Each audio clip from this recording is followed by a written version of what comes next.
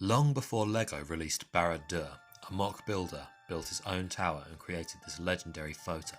I challenged myself to build a huge tower so that I could recreate this and have a legendary photo of my own. We travel yet again to my fantasy map, to the northwest corner, where you'll find the tallest mountain on the planet, Mount Phallic. On top of the mountain stands a tall tower, home to a powerful wizard. Let's build that wizard before we go any further. I'm a huge fan of bare-chested Dumbledore from that very first wave of Harry Potter sets, so we'll start off with the legs, torso and cape from that figure. Then unfortunately I'm going to cover that glorious chest with this white beard piece and give him this recognisable headpiece here. And now onto the build, starting with the steep slopes of the mountain. It is almost vertical and nearly impossible for anyone to climb and disturb the wizard. Amateur. Only the bravest and most skilled knights could climb these slopes. There's also a bear cave on the way up, although I have no idea how it climbs up here and survives.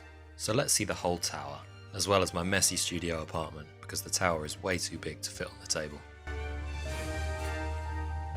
The first two levels are the same design, but each level gets smaller as we go up. There are very long windows on the sides that don't seem to have any glass, so it must get pretty drafty inside.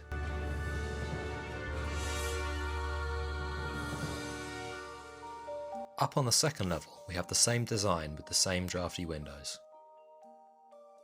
The third level has a small design tweak because I ran out of round grey bricks, so I decided to switch to the brown windows instead. I've also added this stained glass window, and because of the height of the tower, when the sun shines through the real windows it casts a nice pattern on the floor.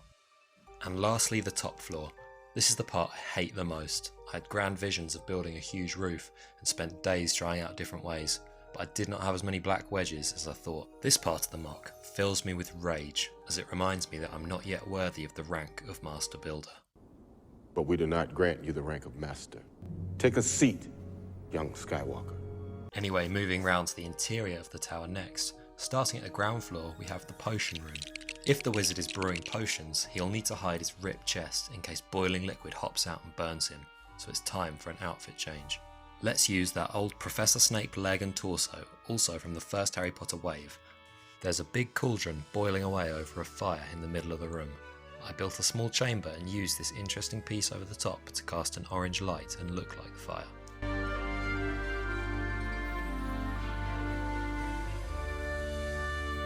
The walls of the room are lined with shelves that hold potion ingredients. These are very easy to make and I always find them pleasing to look at.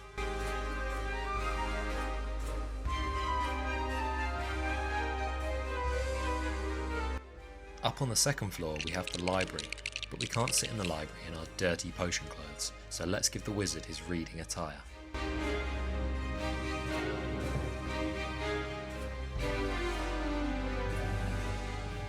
The only thing that really makes this a library is the giant bookshelf, which was actually very fun and easy to build.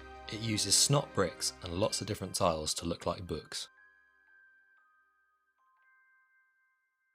Also, I'm hanging a green light from the ceiling that is out of sight, but still casts a green glow around the whole room.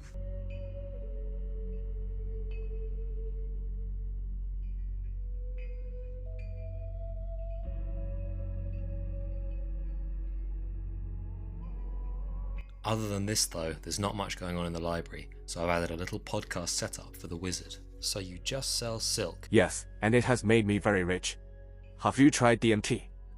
And then onto the next room. This was inspired by Saruman's throne room, so obviously we need a new fit that shows the wizard's power.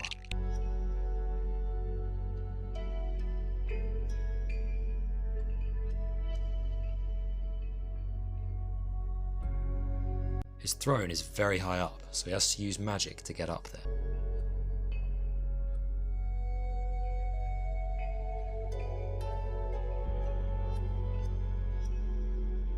Also in the middle of the room, there's a crystal ball with a light underneath, where the wizard can oversee the entire world.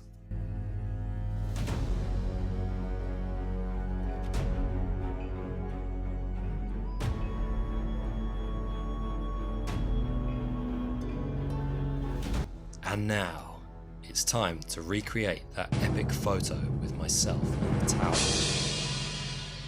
Thank you for watching guys, I hope you've enjoyed the video. Make sure you leave a comment down below.